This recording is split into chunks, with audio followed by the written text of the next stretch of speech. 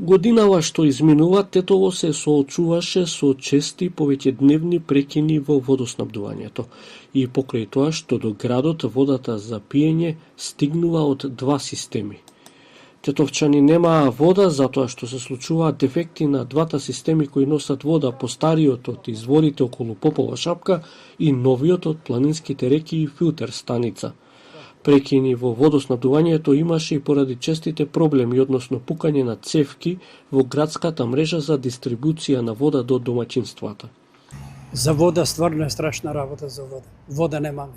Нарочито горниот дел што е поток, горе под над Вабреста, тие горе Колтук, нема ич и ние овие дел што држиме од Кастара нагоре, ние вода немаме. И секој ден е водата замутена. И никој ништо не превзема. Никој ништо не превзема.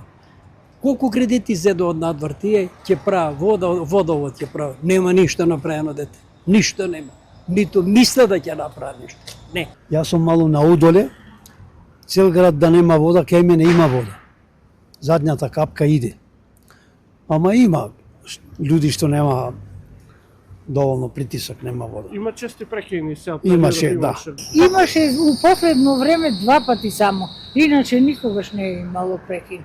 Овде живеам во оваа зграда. Чести прекини имаше тачно со водата, инаку не го осеќамо, пошто претежно со хидрофори смо не го осеќамо, ме разбираш, куќа живимо, не го осеќамо прекините, а некои што не са со хидрофори го осеќаваат многу поиќе тоа.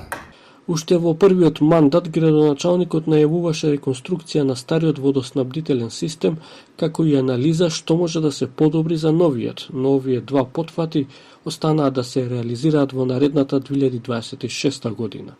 Стручните лица од Општинското претпријатие за водовод велат дека количински вода има, но освен дефектите, како подолго решение е инсталирање на дигитални водомери за да се спречи несовесното трошење на водата за пиење за други работи.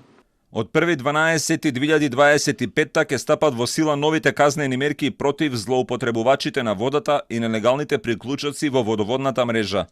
Секој нелегален приклучок и секоја форма на злоупотреба на водата ќе биде санкционирана согласно законот. Предвидени казни за домаќинства и физички лица од 500 евра до 2000 евра, за бизниси, правни лица и инвеститори на згради кои вршат нелегални приклучоци до 5000 евра. Според податоците на предпријатието за водовод, во годината што изминува по старите износи казни имало за 10 домаќинства и една компанија затоа што несовесно трошеле или нелегално се приклучиле на водоводна мрежа.